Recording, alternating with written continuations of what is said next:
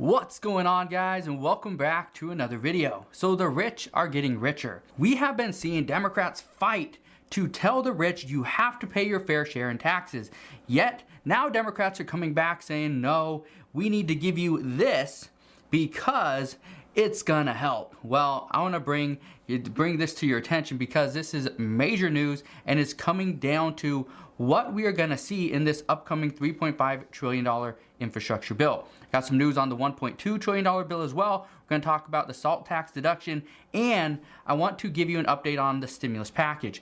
But first, before I do that, if you enjoy these daily uploads, can you do me a favor? Go ahead, hit that like button. It really does help out the channel. Let's get into the update. Things are crazy right now. The Biden administration has been saying, progressives as well, have been saying the rich need to pay their fair share in taxes.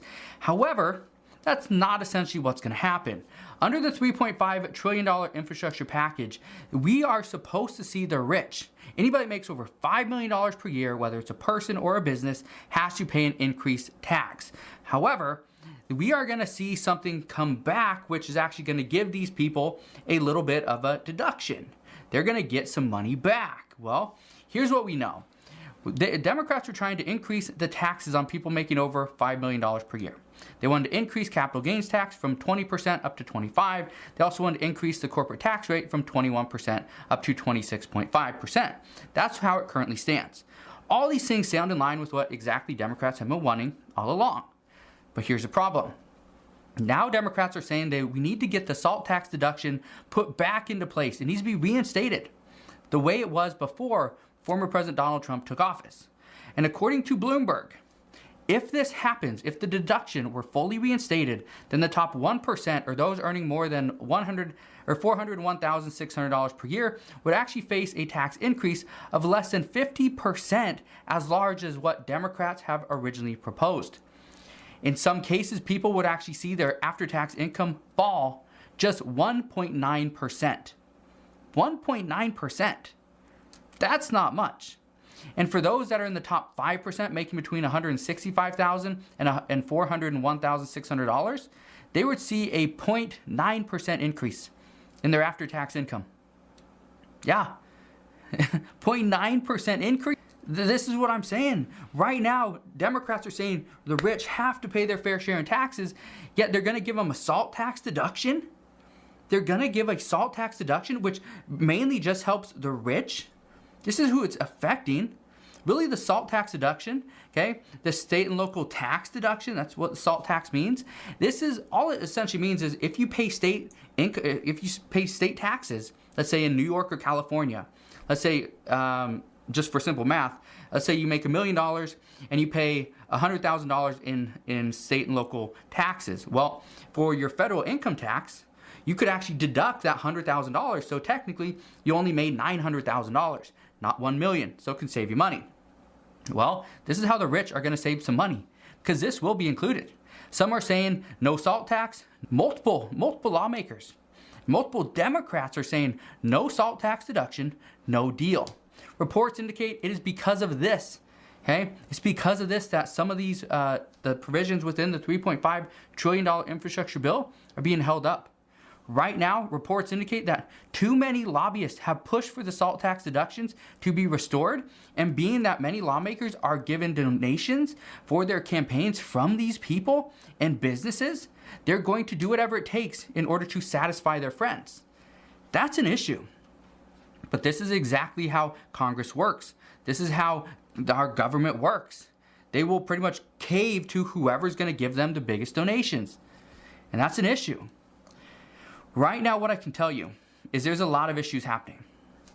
We know Congress can't agree on this $3.5 trillion infrastructure bill. That's a problem. We know the government right now is at risk of defaulting on their debts. Just today, the White House warns us that there will be major cuts to Medicaid, school lunches, disaster relief programs, and much more if the government can't increase their debt limit. So Democrats right now are saying, hey, the Republicans are to blame because they are not allowing us and voting with us to increase our debt limit. So let's blame them for school lunches and missing out on school lunches, more disaster relief, right? Medicaid, cuts to Medicaid. It's going to be big. Republicans, Democrats, they plan to vote. Hey, they plan to vote on, or Democrats really want to vote on this debt limit increase. However, Republicans are not going to vote with them. They have stated they will not go with them and help them go further and further into debt. That if they want to go deeper into debt and possibly cause additional inflation, it's going to be on them. Republicans will have nothing to do with this. Republicans and Democrats are also planning to vote on this $1.2 trillion bill as soon as possible. However, right now, what we are hearing is that Nancy Pelosi, she has stated that she is going to have a vote by September 27th. That was her promise. That was her promise to moderates. That was the reason why they passed the bill. Here's the issue. The issue right now is Republicans do not want to wait another 10 days in order to vote on this bill. Democrats are tired of waiting and are tired that Nancy Pelosi is actually holding this bill hostage and just delaying this in order to get the $3.5 trillion stimulus package through. And so progressives, they say that they may vote against this bill as well because moderates are not going to support them in their plan to get the $3.5 trillion bill passed through either. And again, all this stuff isn't going to happen in 10 days. And that's where many lawmakers say they're skeptical we're going to see a deal, and this could be pushed deep into October, not the end of September. So it's going to be interesting where we go from there. But what I can tell you, we are going to have a deal at some point. Just depends how big the deal is, how much is going to be in it, if there's going to be anything in there for the American people, or will this just be pure infrastructure? Right now, it's really up in the air as to what passes.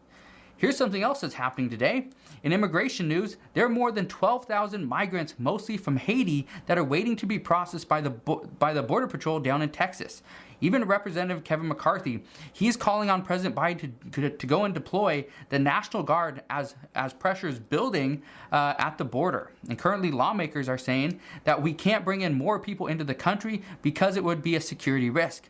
And even they're trying to say right now the border is out of control. But here's what I'm here to tell you. The border isn't out of control today. The border has been out of control for months. So all the news saying, oh, things are getting horrible. There's just crisis down at the border. We've had a crisis. It's nothing new. The only thing that's new is the media is now covering the border, the Mexican-American border, not Afghanistan anymore. That's where things are changing. Really, this whole crisis has been going on. And experts also say that it makes absolutely no sense why the Biden administration is mandating for the American people that are working. Yet, they are not going to require mandates for migrants to come into the United States and not get it. They say it is acceptable to mandate it for an American citizen, but they're not going to do that for migrants that are coming in. And this is where some say they're thinking backwards. This is also one of the reasons why 24 attorney generals from 24 states are actually going to sue the Biden administration, saying that this is unlawful. And this is not the right way to go. In news, I mentioned this earlier on today. The FDA was going to have a meeting at 2:30 p.m. Eastern Standard Time. They had that meeting, the committee got together, and now the FDA says that they are recommending the Pfizer booster shot to people 65 years of age and older, or anybody that is high risk. The committee today also rejected booster shots to most adults and any children 16 years of age or older. They say right now there's not enough data to support the safety of this or the efficacy of the booster shot or booster dose just yet. They're still looking into this, and they will come back later on. So, as of right now, it looks like the Biden administration is not going to get their wish to administer booster shots to every single American by Monday. It will just be anybody 65 years of age or older and those that are high risk. We'll see what happens there. What I can tell you is that there's still more lawmakers pushing for additional stimulus, and it's not just a stimulus check. And I mentioned this earlier. There was an economist that's talking about pretty much an inflation check. If you didn't get a chance to go and watch that video, it's the last one I did. I'd recommend you go and watch it, give you an idea of what they're looking into. And right now, lawmakers are trying to find a roundabout way to get additional stimulus to the American people. And they're going to do whatever they can to get it. So we're going to see what happens. But as I know more, I promise I'll come back on here and share more. Just want to thank you guys for watching.